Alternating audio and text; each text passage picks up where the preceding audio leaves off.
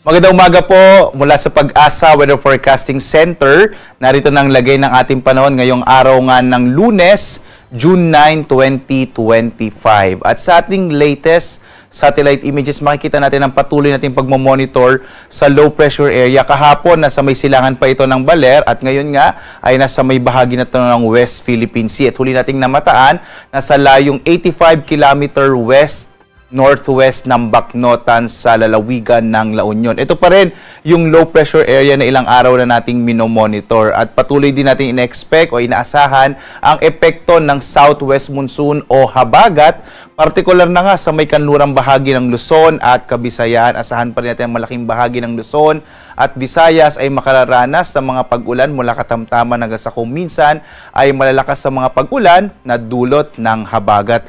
Ang bahagi naman ng Mindanao ay makararanas ng mga isolated o pulupulong mga pag-ulan, pagkidlat, pagkulog. Gayun din, mas maliit yung chance ng mga pag-ulan sa may bahagi ng Cagayan Valley Region.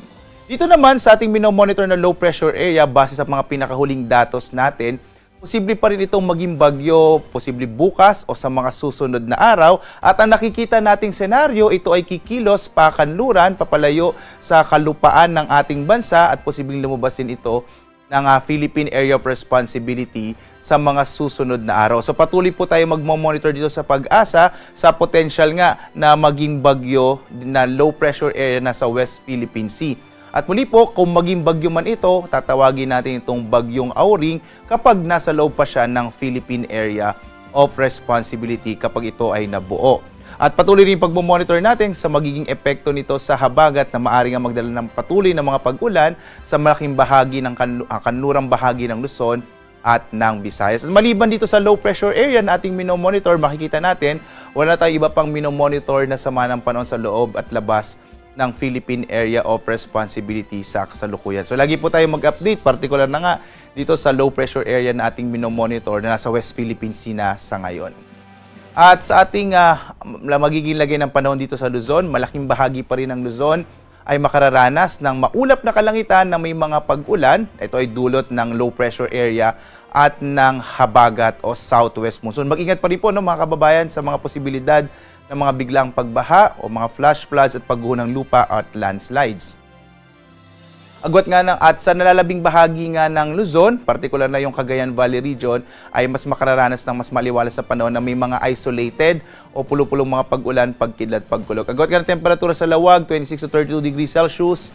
Sa Baguio, sa 80 to 24 degrees Celsius. Sa Tuguegarao, hanggang 35 degrees Celsius. So medyo mainit pa rin sa may area ng Tuguegarao. Sa Metro Manila, 24 to 30 degrees Celsius. Sa Tagaytay naman, 22 to 28 degrees Celsius. Habang sa area naman ng Legazpi, 25 to 31 degrees Celsius. Dito naman sa Palawan at gayon din sa Visayas at Mindanao, mas malaki din yung tsansa ng mga katamtaman hanggang sa kumisan ay malalakas sa mga pag-ulan dito sa Palawan. Kaya mag-ingat po yung mga kababayan natin dito sa Palawan sa mga posibilidad ng mga flash floods. Dulot nga yan ng habagat or southwest monsoon. Agwat nga ng temperatura sa Kalayaan Islands, nasa 24 to 30 degrees Celsius. Sa bahagi ng Puerto Princesa, 24 to 29 degrees Celsius.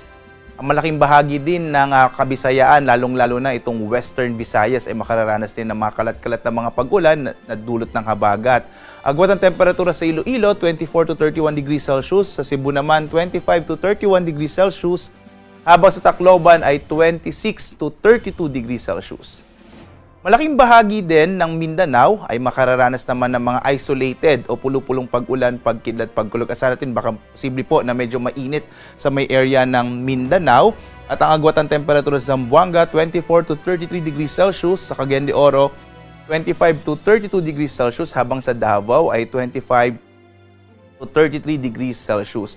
Posible pa rin yung mga isolated or mga localized thunderstorms at ang ating mga Regional Services Division sa iba't ibang rehiyon ay maglalabas din ng mga thunderstorm advisories, mga rainfall information kapag may mga namataan tayong mga kaulapan.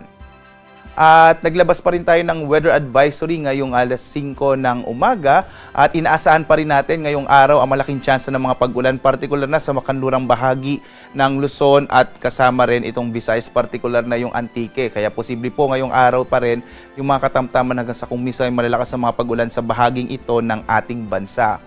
Bukas, araw ng Martes, inaasahan pa rin natin ang mga pag-ulan na dulot ng habagat, lalong-lalo na kapag na-develop po na maging isang ganap na bagyo itong low pressure area natin binabantayan bukas, kaya posible pa rin yung mga pag-ulan sa bahaging ito ng ating bansa, lalo na dito sa may area ng Calabarzon, Mimaropa, ilang bahagi din ng Bicol Region at yung western section ng Central Luzon, kasama rin yung Pangasinan at maging dito sa may area ng Metro Manila at karating ng mga lalawigan. Pagdating ng araw ng Miyerkules, patuloy natin inaasahan yung epekto ng habagat or southwest monsoon sa malaking bahagi pa rin ng Luzon at dito sa may area ng Antiques sa Visayas. Kaya mag-ingat po yung mga kababayan natin, lalong-lalo na yung mabababang lugar na posibleng magkaroon ng mga flash floods. Doon naman sa matataas na lugar, posible yung mga landslide. Kaya mag-ingat po, lalo na ilang araw na rin pong nagkakaroon ng mga pag-ulan dito sa may western section ng Luzon at ng Visayas. Sa lagay naman ng ating karagatan ay wala naman po tayong nakataas na gale warning sa anumang bahagi ng ating kapuluan. Kaya ligtas pa rin po malaot yung mga sakyang pandagat at malilit na mga bangka sa mga baybay ng ating bansa. Gayunpaman, kapag po mayroong mga localized thunderstorms, posibleng biglang lumakas yung alon ng karagatan, kaya iba yung pag-iingat pa rin po sa ating mga kababayan, lalong-lalo na yung may maliliit na mga bangka.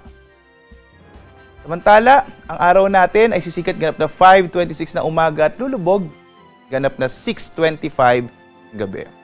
At sundan pa rin tayo sa ating iba't ibang mga social media platforms, lalong-lalo na may minomonitor tayo ngayon ng low pressure area na may tsansa o may mas malaking tsansa na maging bagyo, lalong-lalo na sa mga susunod na araw. Sundan tayo sa ating X, Facebook at YouTube. Gayun din sa ating website pag-asa.doc.gov.ph para sa pinaka-latest na lagay ng ating panahon. At live na nagbibigay update mula dito sa Pag-asa Weather Forecasting Center. Ako naman si Obet Badrina. Maghanda tayo lagi para sa ligtas na Pilipinas.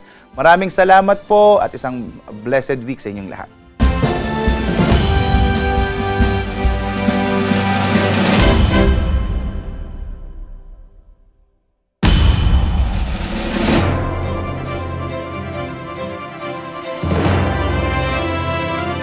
Sa muli, maraming salamat sa inyong panonood at pakikinig. Once again, El Maestro. See you on my next vlog. Bye-bye!